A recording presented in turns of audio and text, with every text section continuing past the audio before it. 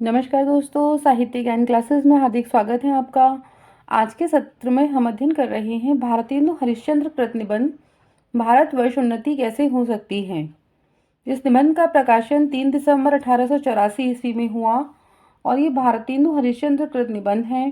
तो आज के सत्र में हम निबंध की विषय वस्तु, प्रमुख उद्धरण और ये जो निबंध है बलिया में ददरी मेले के अवसर आर्य देशोपकारिणी सभा में दिया गया एक भाषण है कि भारतवासियों को जागृत करने के लिए भारतेंदु हरिश्चंद्र ने एक भाषण दिया था कि किस प्रकार आप अपने देश की, अपने आप की, अपने समाज की, अपने परिवार की आप उन्नति कर सकते हैं। हरिश्चंद्र चंद्रिका में यह 3 दिसंबर 1884 ईस्वी को यह निबंध प्रकाशित हुआ है। निबंध की विषय वस्तु है, यह निबंध भारतेंदु हरिश्चंद्र कृत है।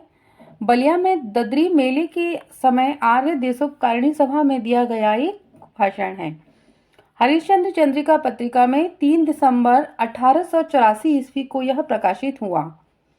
भारतवर्ष की उन्नति कैसे हो सकती है निबंध में भारतेंदु हरिश्चंद्र ने भारतीय अतीत के गौरव, वर्तमान की पीड़ाएं और भविष्य के स्वप्न को रेखांकित किया है। इसके साथ ही इस निबंध में निज भाषा और स्वदेशी हित के प्रश्न को भी उठाया है। भारतेंदु हरिश्चंद्र ने भारतवासियों के आलसीपन पर करारा प्रहार करते हुए उन्हें चेतनशील होने को कहा है। उन्होंने विभिन्न जातियों और धर्म से मिलकर रहने का आग्रह किया है, पर भारतेंदु हरिश्चंद्र ने धर्म में व्याप्त बुराइयों को भी हटाने की बात की है और भारतीयों को एकजुट होने का संदेश दिया है। बलिया के कलेक्टर रॉबर्ट को अकबर तथा उनके मुंशियों को टोडरमल और अबुल फजल के समान उन्होंने बताया है। हिंदुस्तानी राजा महाराजा हकीम रईस कोई भी इस देश के जागरण को प्रयासरत नहीं है, क्योंकि सभी के पेट भरे हुए हैं, सभी के जीवन में अपने सुख सुविधाएं हैं। तो वो क्यों प्रयास करेंगे? राजा महाराजा रईस हकीम भारतीयों के आलस्य को उन्होंने उनकी दुर्गति का कारण बताया है। भारतेंदु हरिश्चंद्र ने मलुकदास के एक दोहे का उदाहरण देते हुए कहा है, अजगर करे न चाकरी, पंक्षी करे न काम, दास मलुका कह गए, यहाँ पे ना आएगा, सबके दाता राम। भारतेंदु हरिश्चंद्र पृथ्वीराज द्वारा शब्दभेदी बाण को करने की कथा का उल्लेख करते हैं। प्रचलित कथा में यहाँ शहाबुद्दीन के भाई गयासुद्दीन को बाद भेद करने का वर्णन किया है। मीर हसन की मसनवी और इंदर सभा का उल्लेख किया है। इन्होंने लड़के बिगाड़ने वाला साहित्य, जो मीर हसन और जो हैं वो क्या है, गज़ल गायक हैं, तो इनके गायकी को, इनकी रचनाओं को उन्होंने लड़कों यानी बालकों को बिगाड़ने वाला साहित्य कहा है। वे कहते हैं कि बालकों को बचपन से ही कठिन परिश्रम करने की आदत होनी चाहिए। उन्हें हर प्रकार की शिक्षा प्रदान की जाए, व्यावसायिक शिक्षा, रोजगार परक शिक्षा, जिससे व्यक्ति अपनी उन्नति कर सके। सस्ता साहित्य और गलत मनोरंजन के साधनों से छोटे बालकों को दूर रखना चाहिए। बच्चों में बचपन से ही श्रम की आदत हो, यानी छोटे बच्चे हैं तभी से, यानी 8-10 साल के बालक हो जाते हैं, तो उन्हें क्या करना है, अपना काम स्वयं करना है, आलस्य को दूर करना है और परिश्रम करने की आदत उन्हें होनी चाहिए, जिससे अपनी उन्नति का मार्ग प्रशस्त कर सकें। प्रमुख उद्धरण है निबंध के कि आज बड़े ही आनंद का दिन है। इस छोटे से नगर बलिया में हम इतने मनुष्यों को बड़े उत्साह से एक स्थान पर देखते हैं। जहाँ रॉबर्ट साहब बहादुर जैसे कलेक्टर हों, वहाँ क्यों ना ऐसा समाज हो। जिस देश और काल में ईश्वर ने अकबर को उत्पन्न किया था, उसी में अबुल फजल, बीरबल, टोडरमल को भी उत्पन्न किया। यहाँ रॉबर्ट साहब अकबर हैं तो मुंशी चतुर्भुज सहाय, मुंशी बिहारीलाल साहब आदि अबुल फजल और टोडरमल हैं।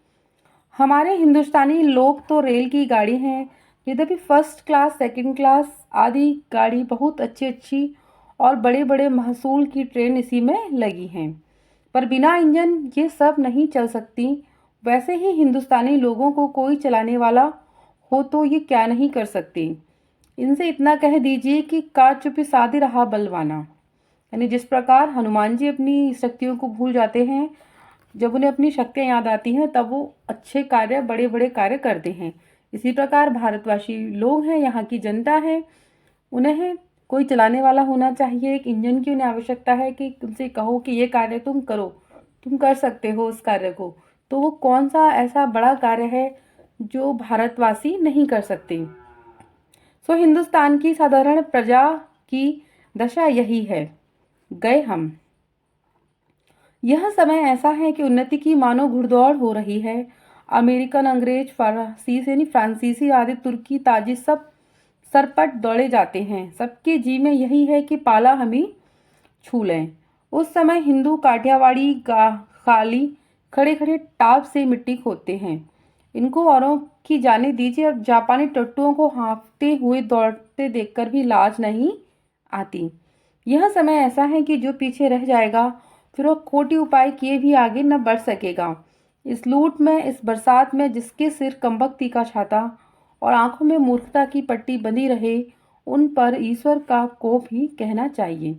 यानी वो कहते हैं कि भारतवर्ष में इस अगर दौड़ में हम पीछे रह जाएंगे, उन्नति की दौड़ में, तो चाहे हम कोटि प्रयास कर लें, फिर हम सभी के समान नहीं आ सकते। जिनके सिर पर यानी जिन भी आंखों पे मूर्खता की पट्टी बंधी हो, तो फिर उसे ईश्वर का कोप ही उन्होंने कहा है। भगवान कहते हैं कि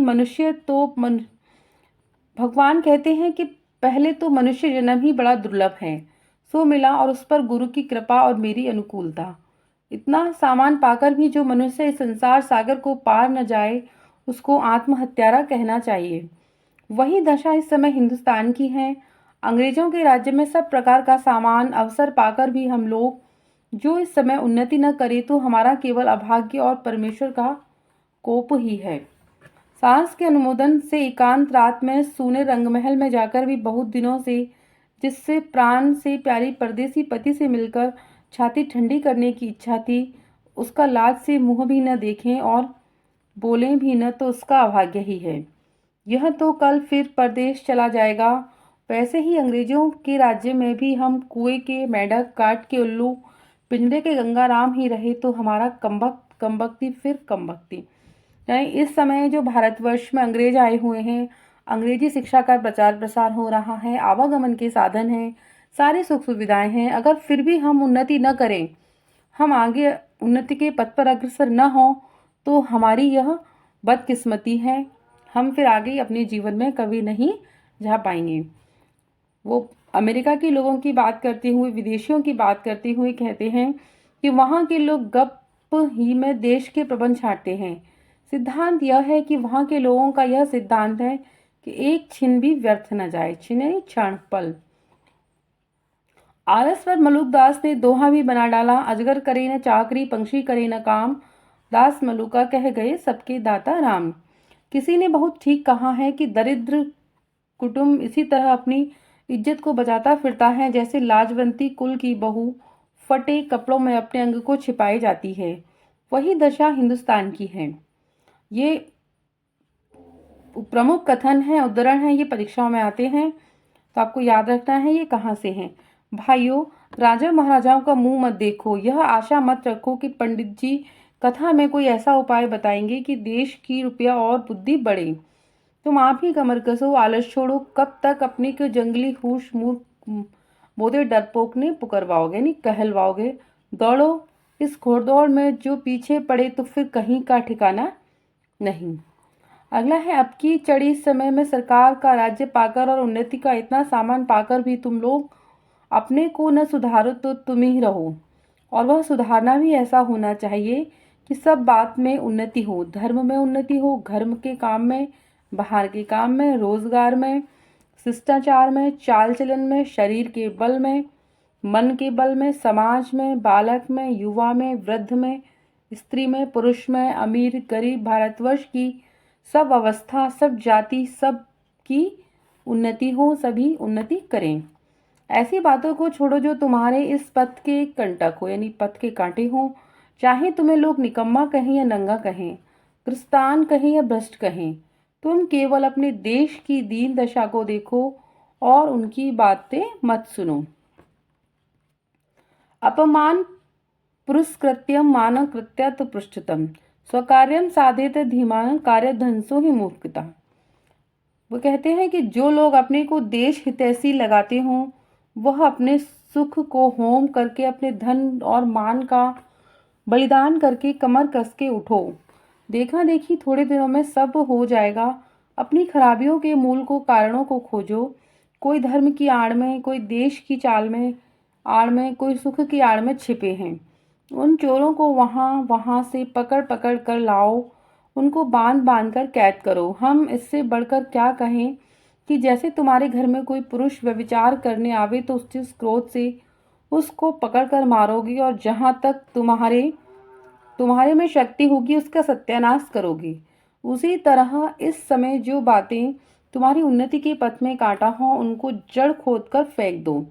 कुछ मत डरो, जब 100-200 मनुष्य बदनाम ना होंगे, जात से बाहर न निकाले जाएंगे, दरिद्र न हो जाएंगे, कैद न होंगे, वरंच जान से ही न मारे जाएंगे, तब तक कोई देश नहीं सुधरेगा। यानी वो कहते हैं कि देश की उन्नति में, सुधार में क्रांति करो। क्रांति होनी आवश्यक है। जब तक कोई क्रांति नहीं होगी तब तक देश नहीं सुधरेगा। सब उन्नतियों का मूल धर्म है। इसमें सबसे पहले धर्म की ही उन्नति करनी उचित है। देखो, अंग्रेजों की धर्मनीति और राजनीति परस्पर मिली है। इससे उनकी दिन दिन कैसी उन्नति हो रही है। बहुत सी बातें जो समाज विरुद्ध मानी जाती हैं किंतु धर्मशास्त्रों में जिनका विधान है उनको मत चलाइए। जैसे जहाज का सफर, विधवा विवाह आदि। लड़कों को छोटेपन में ही ब्याह करके उनका बल, वीर्य, आयुष सब मत घटाइए। आप उनके माँ बाप हैं या उनके शत्रु। वीर्य उनके शरीर को में पुष्ट होने दीजिए।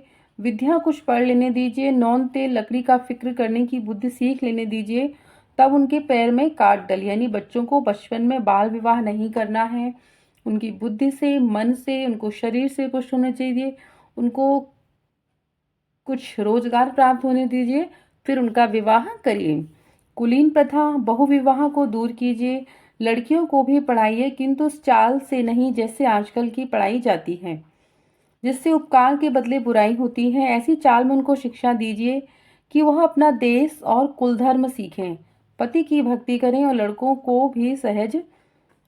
लड़कों को सहज में शिक्षा दें।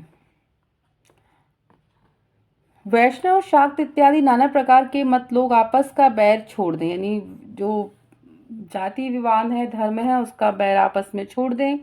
इस समय इन झगड़ों का नहीं। हिंदू, जैन, मुसलमान सब आपस में मिलिए। जाति में कोई चाहे ऊंचा हो चाहे नीचा, सबका आदर कीजिए। जो जिस योग्य हो उसका वैसा मानिए।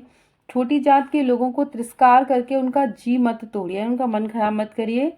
सब लोग आपस में मिलजुल कर रहिए। अगला कहते हैं कि मुसलमान भाइयों को भी उचित है कि हिंदुस्तान में बसकर वे लोग हिंदुओं को नीचा समझना छोड़ दें। ठीक भाइयों की भांति हिंदुओं से बर्ताव करें।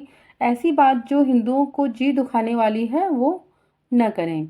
भाई हिंदू हो तुम भी मतमतांतर का आग्रह छोड़ो, आपस में प्रेम बढ़ाओ। इस महामंत्र का जप करो। जो हिंदुस्तान में रहे, चाहे किसी रंग जाति का क्यों न हो, वह हिंदू है। हाय अफसोस, तुम मेरे हो गए कि अपने निज के काम की वस्तु भी न बना सकते। भाइयों, अब तो नींद से जागो। अपने देश की सब प्रकार से उन्नति करो जिससे तुम्हारी भलाई हो। वैसे ही किताब पढ़ो, वैसे ही खेल खेलो, वैसे ही बातचीत करो। परदेसी वस्तु और परदेशी भाषा का भरोसा मत रखो। अपने देश में, अपनी भाषा में उन्नति करो। तो आज के सत्र में इतना ही। हमने भारतेंदु हरिश्चंद्र कृत निबंध भारतवर्ष की उन्नति कैसे हो सकती है उस निबंध की प्रमुख उदाहरणों का अध्ययन किया जो परीक्षा में विशेष कराते हैं, और हम संपूर्ण निबंध का भी अध्ययन कर चुके हैं। इससे वस्तुनिष्ठ प्रश्नों का भी अध्ययन हमने किया। तो आगे के सत्रों में जुड़े रहिए। धन्यवाद।